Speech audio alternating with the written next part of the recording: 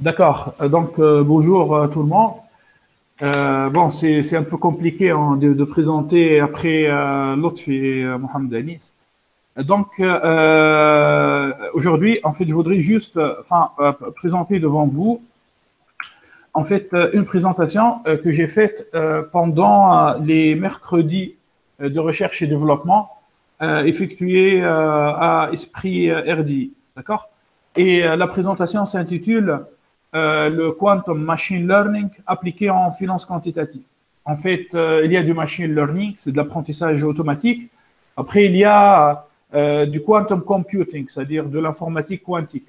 Maintenant, il y a un nouveau domaine vraiment très innovant qui vient d'apparaître et qui s'intitule Quantum Machine Learning. D'accord? Et j'essaierai en fait de vous parler de quelques applications de cette discipline en finance quantitative. D'accord? Quand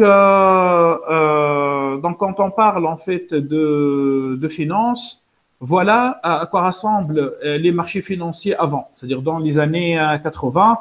En fait, c'est une grande salle.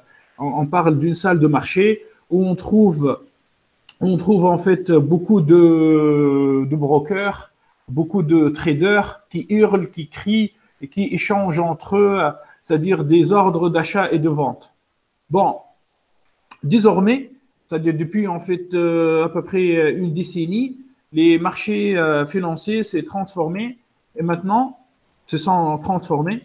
Et maintenant, en fait, les marchés financiers rassemblent plutôt à des grandes salles contenant des ordinateurs. Sont en fait on parle de data center, des salles de données, et les traders, voilà, s'installent face à des écrans contenant des courbes, des graphes, et ils essaient en fait à partir de ces graphes, à partir des analyses de données fiables, d'effectuer des décisions rationnelles pour acheter ou bien pour vendre.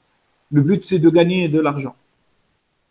Donc là, Mohamed Anis, en fait, a montré une représentation de l'écosystème en finance de marché.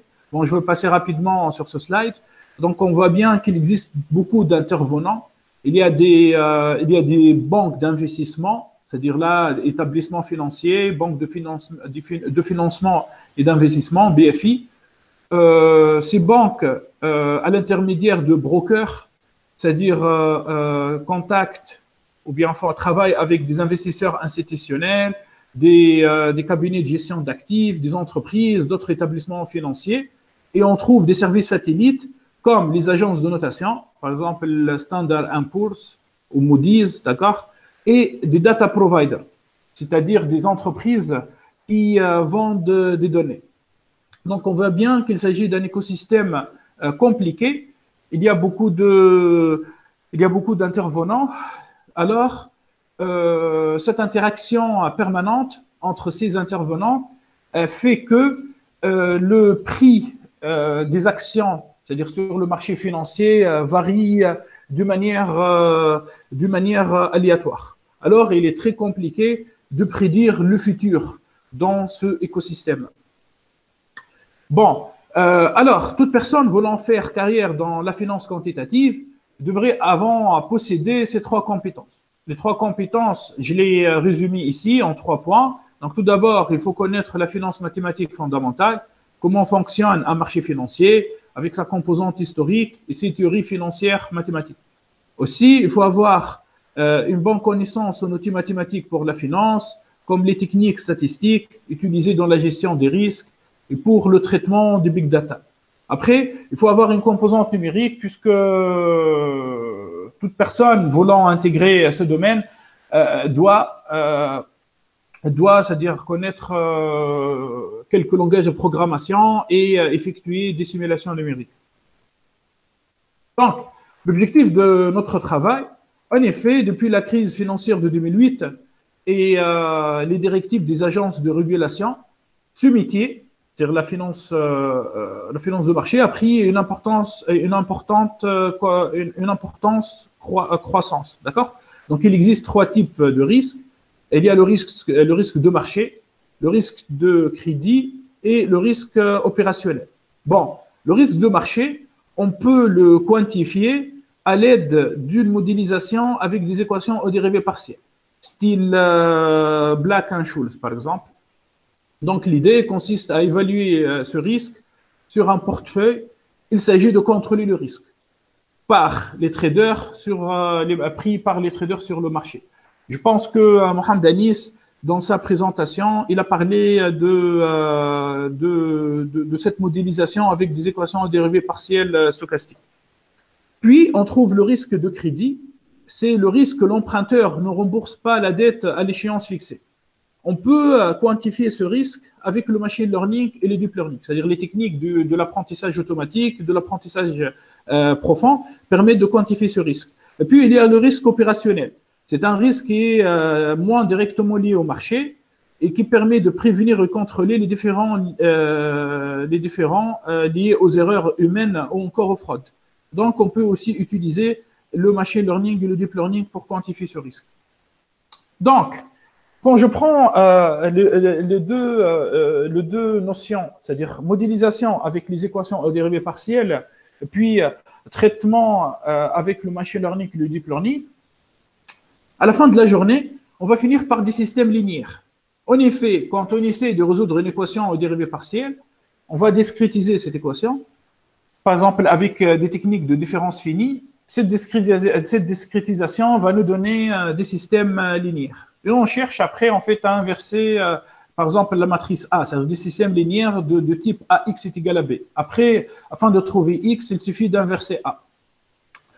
Avec Mohamed Anis, c'est-à-dire, on a commencé depuis septembre 2019, en fait, à regarder un peu ces équations aux dérivées partielles et comment on peut intégrer ça, c'est-à-dire dans nos travaux, dans l'équipe graphics. Sinon, bon, j'ai réalisé quelques visites à la salle de marché de Biat en 2018 avec des étudiants d'Esprit. Maintenant, quand je parle de machine learning et de deep learning, en effet, avec des modèles comme la régression linéaire, la régression multilinéaire, la régression polynomiale, en fait, la régression polynomiale peut être transformée en régression multilinéaire avec une transformation. Donc, c'est une régression linéaire. La régression logistique, les algorithmes support vector machine, qu'il s'agit en réalité d'un problème d'optimisation, on va toujours finir par des systèmes linéaires à inverser. Bon, là, voilà, enfin, je cite Lotfi puisque je travaille avec lui depuis l'été de 2019 sur un problème de scoring des clients en vue de l'octroi d'un crédit. Et nous avons réussi à transformer ce problème en fait en un projet. Et il y a maintenant à peu près 200 étudiants, c'est-à-dire à Esprit, qui ont bénéficié de ce projet, scoring d'un client en vue de l'octroi d'un crédit. Bref, le problème final, c'est la résolution d'un système linéaire de grande taille à une mauvaise complexité algorithmique. C'est-à-dire inverser une matrice ayant quelques millions de lignes est vraiment coûteux en termes de complexité temporelle. Donc, question, comment alors accélérer les calculs?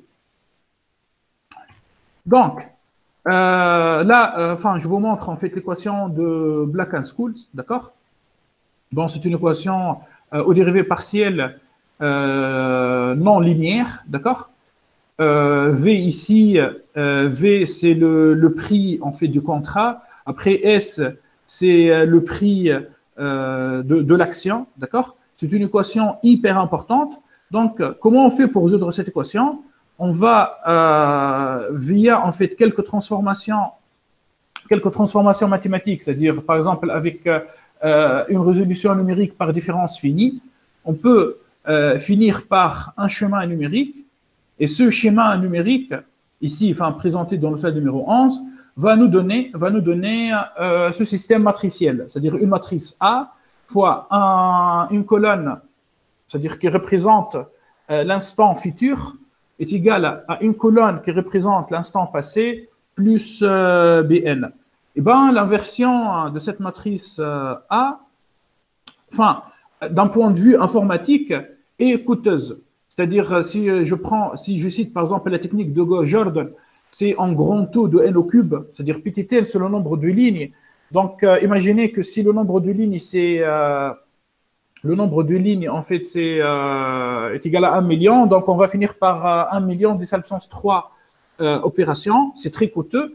Même si on essaye d'utiliser, par exemple, des paradigmes comme la récursivité pour diminuer la complexité, on finit par un grand taux de n à la puissance 2,8.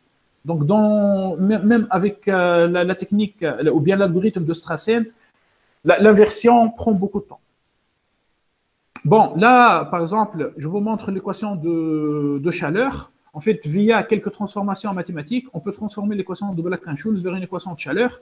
Et à l'aide d'un schéma explicite, on va finir par une matrice, c'est-à-dire par une matrice A. C'est une matrice symétrique et le but est d'inverser cette matrice.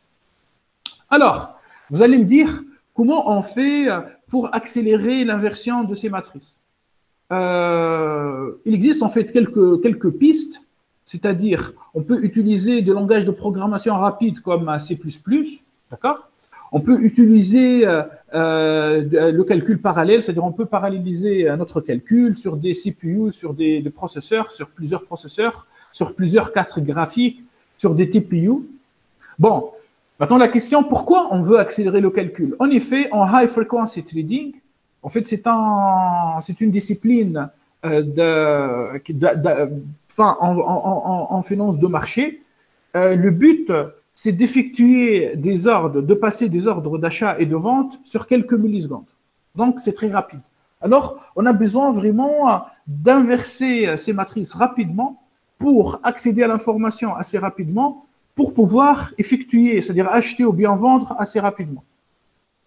Bon, finalement, d'après la loi d'Amdahl, le parallélisme ne peut pas s'appliquer en fait à tout l'algorithme. C'est-à-dire, on peut uniquement paralléliser la partie, les boucles fortes. Après, il y a des parties séquentielles dans les algorithmes. Malheureusement, il est impossible de les paralléliser. Ça, c'est donc la loi d'Amdahl, en fait, nous donne un seuil par rapport au parallélisme, d'accord? Sinon, il existe en fait une autre limitation liée à la loi de Moore. C'est-à-dire, la loi de Moore nous dit qu'il est très compliqué, c'est-à-dire il est impossible d'augmenter indéfiniment le nombre d'opérations sur les CPU, sur les GPU. À ce niveau intervient l'informatique quantique. En fait, l'informatique quantique permet de représenter l'information d'une manière plus optimisée, et donc on peut en fait accélérer le calcul, c'est-à-dire accélérer l'inversion des matrices obtenues soit après une discrétisation des équations dérivées partielles, ou bien obtenues après la modélisation en machine learning. Donc là, rapidement, là vous allez trouver, je vous montre un bit classique. Donc un bit classique, en fait, c'est un état 1 au 0.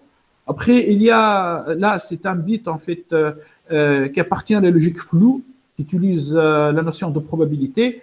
En fait, l'état, c'est pas vraiment 1, c'est pas vraiment 0, c'est entre 1 et 0. Et ici, c'est un état quantique, qubit, c'est-à-dire quantum bit, qui utilise la mécanique quantique, qu'il s'agit en fait d'une superposition d'états et qui permet de représenter de l'information plus efficacement que le camp logique flou ou bien qu'en informatique classique. Alors, en fait, l'informatique quantique se base sur la mécanique quantique. L'idée en mécanique quantique, l'idée majeure consiste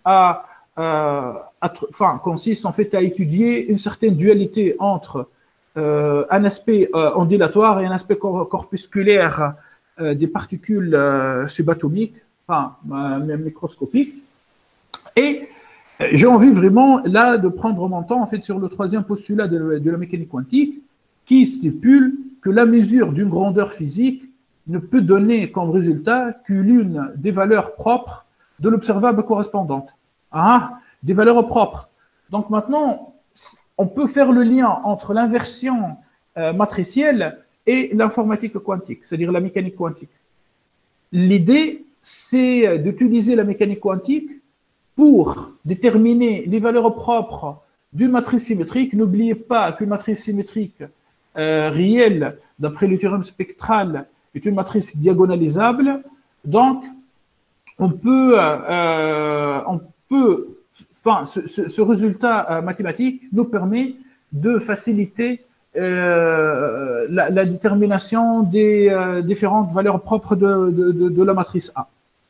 Donc, en fait, classiquement, ou bien mathématiquement parlant, on va commencer par un système linéaire. AX est égal à B.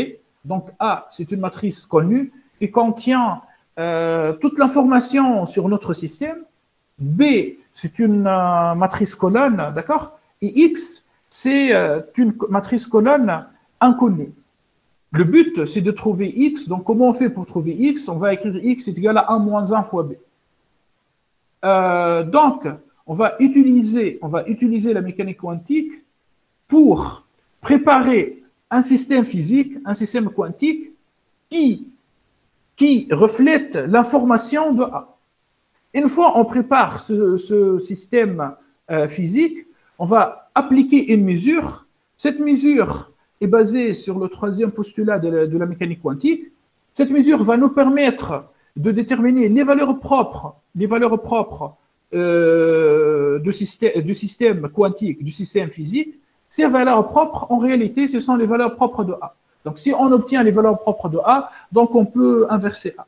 Voilà. Et avec cette idée, on peut améliorer la complexité algorithmique de l'inversion de grand tout de n au cube, grand tout de n à la puissance 2,8 vers log de n, enfin un log à base 2 de n.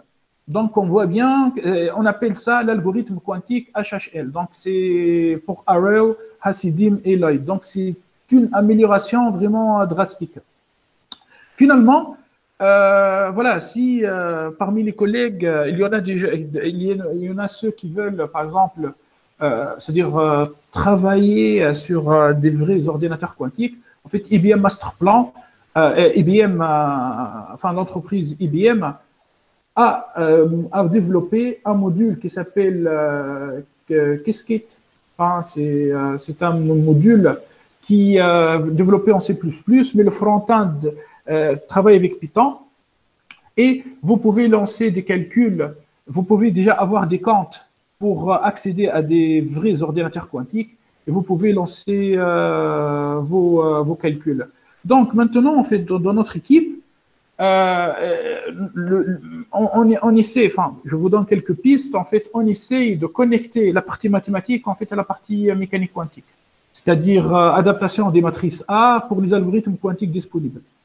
Puis, sachant que le code de l'algorithme de support vector machine, en fait, c'est un modèle de machine learning, la version quantique est disponible sur Internet, et peut-être on essayera, en fait, de travailler d'autres algorithmes de machine learning et trouver leur contrepartie quantique. Et pourquoi pas trouver des contacts ou bien établir des contacts avec des industriels du secteur bancaire pour leur inciter à utiliser ces technologies innovantes. Bon, voilà, donc bon, j'étais vraiment très rapide.